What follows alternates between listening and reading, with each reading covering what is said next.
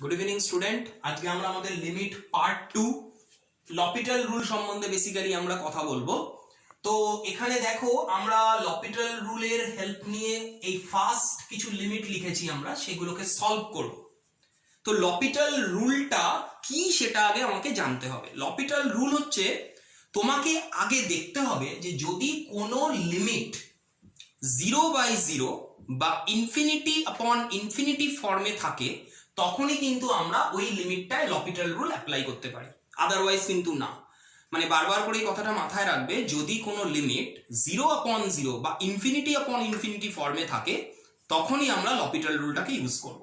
তো চলো আমরা ফার্স্ট লিমিটটার ফর্মটা চেক করে নিই।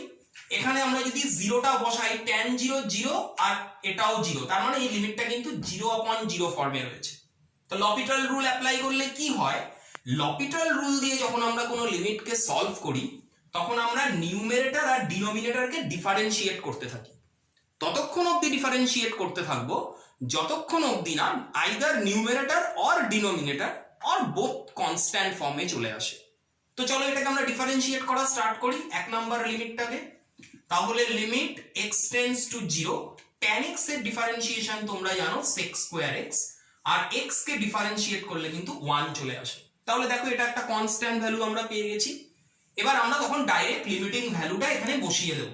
তাহলে sec 0 হয়ে যাবে 1 আর sec 0 1 and upon 1, তার মানে এই লিমিটের আনসারটা কিন্তু আমাদের 1 চলে আসলো, কারণ cos 0 1 R sec 0 is a reciprocal of cos। তো এটার আনসার আমি easily by the help of L'Hopital rule আমরা খুব ইজিলি কিন্তু এই লিমিটটাকে সলভ করে ফেললাম। এবারে আমরা নাম্বার 2 লিমিটটাকে সলভ করব। নাম্বার 2 লিমিটটা দেখো কি ফর্মে রয়েছে আগে দেখে নেব, কারণ আমরা তো আগেই জানলাম কি ইনফিনিটি আপন ইনফিনিটি, যদি কোনো লিমিট তোমার ইনফিনিটি আপন ইনফিনিটি অর 0/0 ফর্মে না থাকে তখন কিন্তু তুমি লপিটাল রুলকে কখনোই অ্যাপ্লাই করতে পারবে না। তো এটা কি আছে, cos 0 তো 1 আর 1/0 মিন্স হচ্ছে ইনফিনিটি, মানে এই লিমিটটার ফর্ম কিন্তু রয়েছে 1 টু দি পাওয়ার ইনফিনিটি। এই লিমিটটার ফর্ম কিন্তু আমাদের কি রয়েছে 1 টু দি পাওয়ার ইনফিনিটি। এখন এটাকে যদি আমরা লপিটাল রুল দিয়ে সলভ করতে যাই তাহলে আইদার আমাকে ইনফিনিটি আপন ইনফিনিটি নয়তো 0/0 ফর্মে নিয়ে আসতে হবে। তাতে কি হবে, অনেক স্টেপ হয়ে যাবে, লিমিটটা অনেক লং হয়ে যাবে।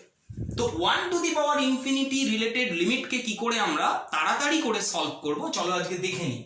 তুমি যখনই দেখে নেবে যে কোনো limit 1 to the power infinity ফর্মে রয়েছে তখন ফার্স্ট কাজ হচ্ছে তুমি ই লিখে তার পাওয়ারে লিমিট যা আছে তাই লিখবে x টেন্ডস টু 0, এখানে যা আছে সেটা লিখবে, তার থেকে 1 মাইনাস করে দেবে আর পাওয়ারে যেটা লেখা থাকবে সেটাকে ইনটু করে দেবে।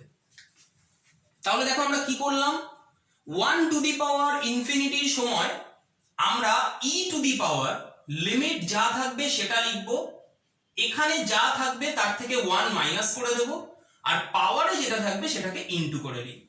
এবারে আমরা আলাদা করে এই লিমিটটাকে সলভ করে নেব। তাহলে আমরা এটাকে আলাদা করে যদি এই লিমিটটাকে সলভ করে নিই তাহলে দেখো limit x tends to 0 cos x minus 1 upon x, এটাকে আমরা এবারে কিন্তু এই জিনিসটাকে আমরা লপিটাল রুল অ্যাপ্লাই করতে পারছি। দেখো কারণ cos 0 1 1 minus 1 0 0/0, এবারে দেখো এই লিমিটটা কিন্তু তুমি 0/0 ফর্মে পেয়ে গেছো। তাহলে তুমি এখানে লপিটাল রুলটা অ্যাপ্লাই করতে পারছো। তাহলে এখানে লপিটাল রুলটা তুমি যদি অ্যাপ্লাই করো কি হবে, limit x tends to 0 cos x means তোমার মাইনাস sin x, 1 তো কনস্ট্যান্ট 0 হয়ে গেল আর এটা ddx অফ x হচ্ছে 1। কনস্ট্যান্ট পেয়ে গেছো তুমি, লিমিটিং ভ্যালুটা বসিয়ে দাও, sin 0 এর ভ্যালু 0, 0/1 মানে 0।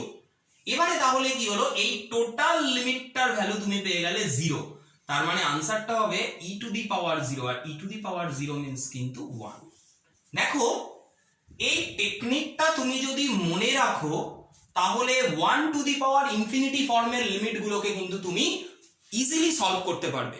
যে কোনো বোর্ড এক্সামে লিমিটের যে ফর্মটা দিয়ে কোয়েশ্চেনটা দেওয়া হয়, বোর্ড এক্সামে কিন্তু ম্যাক্সিমাম তোমাকে 0/0 বা ইনফিনিটি আপন ইনফিনিটি ফর্মেই দেওয়া হয়।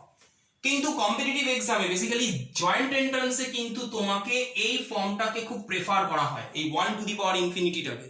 তাই জয়েন্ট এন্ট্রান্সের লিমিটগুলোকে তুমি যখন এই 1 টু দি পাওয়ার ইনফিনিটি ফর্মে পাবে, বা কোনো লিমিট তুমি যে কোনো বুক থেকে যখন সলভ করবে, তখন যদি 1 টু দি পাওয়ার ইনফিনিটি ফর্মটা পাও, তাহলে কিন্তু এই টেকনিকটা মনে রেখো। কি টেকনিক? খুব ইজি। ই টু দি পাওয়ার লিমিটটাকে লিখলে এখানে যা থাকবে তার থেকে 1 মাইনাস করে দেবে, আর পাওয়ারে যেটা থাকবে সেটাকে মাল্টিপ্লাই করে দেবে, তারপরে এই লিমিটটাকে তুমি ইজিলি সলভ করে ফেলতে পারবে, কোনো অসুবিধা হবে না।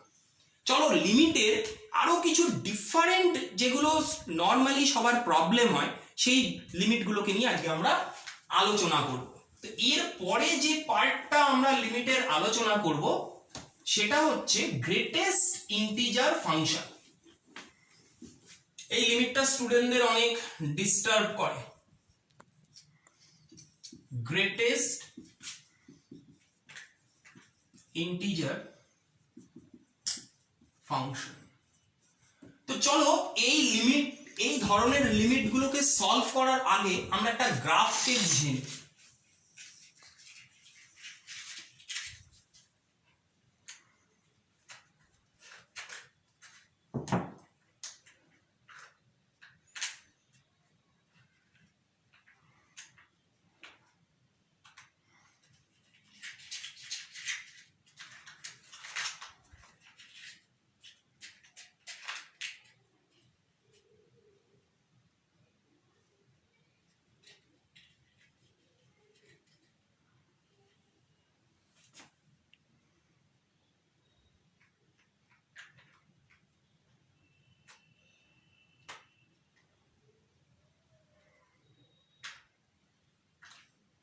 আমরা এই যে গ্রাফটাকে ড্র করলাম, এই যে গ্রাফটা, এটা কিন্তু আমাদের, তোমরা জানো, tan x এর গ্রাফ। মাঝখান থেকে যে গ্রাফটা আমাদের গেছে, মানে মাঝখান থেকে আমাদের যে এই যে স্ট্রেট লাইনটা চলে গেছে, এটা তো তোমরা জানো কার গ্রাফ, এটা হচ্ছে y ইকুয়াল টু x, কারণ এটা স্ট্রেট লাইন অরিজিন থেকে পাস করেছে।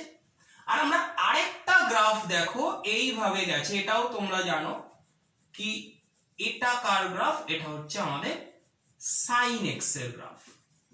এটা কিন্তু y equal to sin x, এটা y equal to tan x, আর মিডলটা হচ্ছে y ইকুয়াল টু x। এবার তুমি যদি 0 পয়েন্টে দেখো, 0 পয়েন্টে গিয়ে দেখো সবার ভ্যালুটা অলমোস্ট সেম লাগছে, সবার ভ্যালুটাই মোটামুটি অলমোস্ট সেম লাগছে।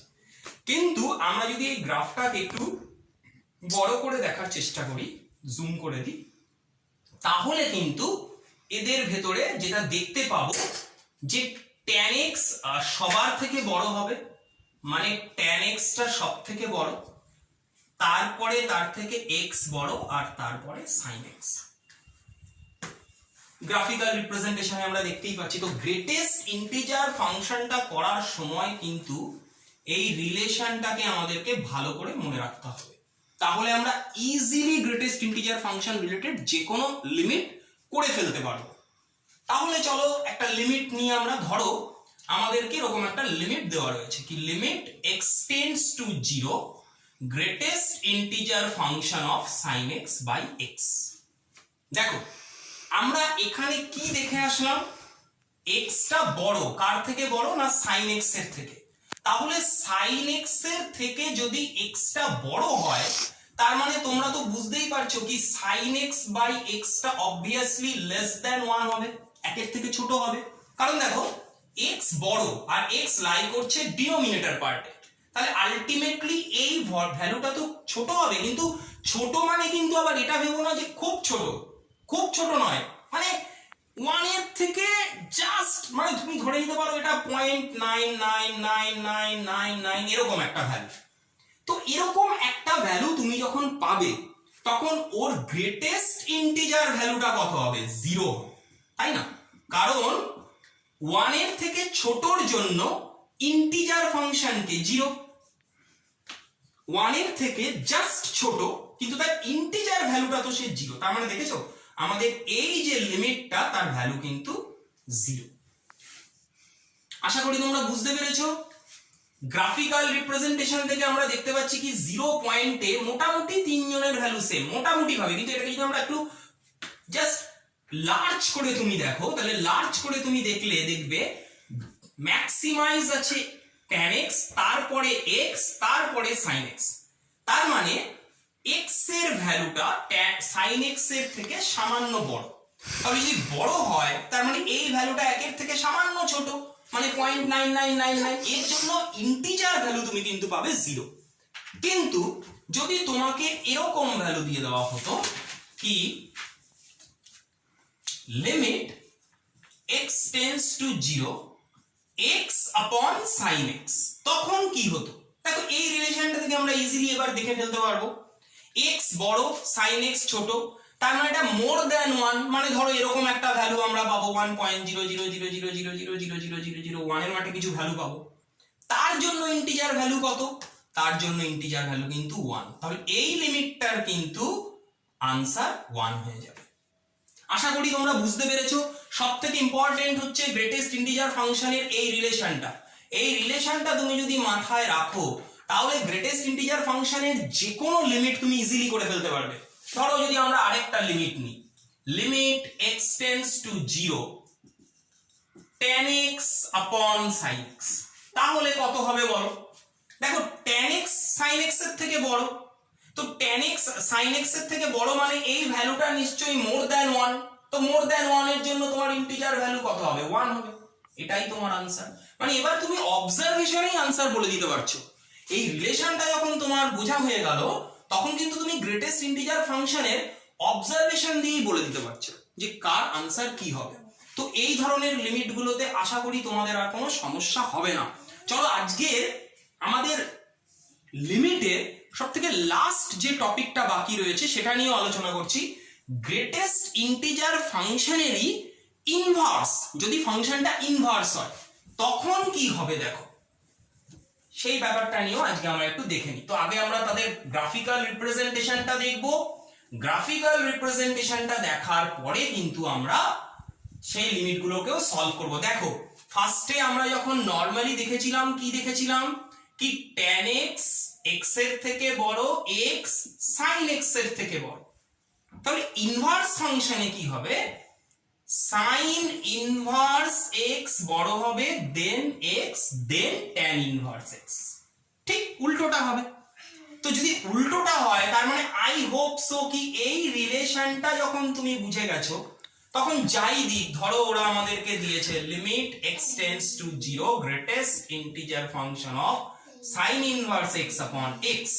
তাহলে দেখো sin ইনভার্স x বড় x এর থেকে, ইট মিন্স এই ভ্যালুটা মোর দ্যান 1। তো মোর দ্যান 1 এর জন্য লিমিটটার ইন্টিজার ভ্যালু 1 হবে। আনসার। আই হোপ কি তোমরা এই ইনভার্স ট্রিগোনোমেট্রিক ফাংশনেরও যে লিমিটটা বুঝে গেছো।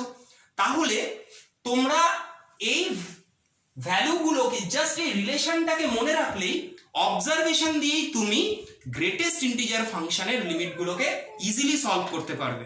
তোমাদের যদি ভিডিওটা ভালো লাগে তাহলে লাইক অ্যান্ড শেয়ার করে দিও, তোমাদের বন্ধু বান্ধবদের মধ্যে ভিডিওটাকে বেশি বেশি করে শেয়ার করে দিও, তাহলে আমার মনে হয় সবারই খুব উপকার হবে। আমি আমার নেক্সট ক্লাসে যে ভিডিওটা দেবো সেটা হচ্ছে ম্যাট্রিক্সের উপরে আলোচনা করব। আর আমি ধীরে ধীরে তোমরা যারা 9-10-এ পড়ো তাদেরকেও বলছি আমার চ্যানেলটাকে সাবস্ক্রাইব করে রেখো। আমি 11-12 এর টপিকগুলোকে মোটামুটি ফিনিশ হয়ে গেলে 9-10 এর ভিডিও দেওয়াও শুরু করব। এছাড়াও আমি যে কোনো কম্পিটিটিভ এক্সামে ম্যাথামেটিক্সটাকে কি করে তাড়াতাড়ি তোমরা করে ফেলতে পারবে, বেসিক্যালি আমি আমাদের টপিকগুলো নিয়ে যখন আমি আলোচনা করব ক্লাস 11 and 12 এর স্টুডেন্ট তোমাদের বেশি করে বলছি, তখন কিন্তু আমি সাথে সাথে বোর্ড এবং জয়েন্ট দুটোকে সাইমালটেনিয়াসলি বলে দেব। তাহলে তোমাদের আই হোপ অনেকটাই হেল্প হবে। Thank you very much, by.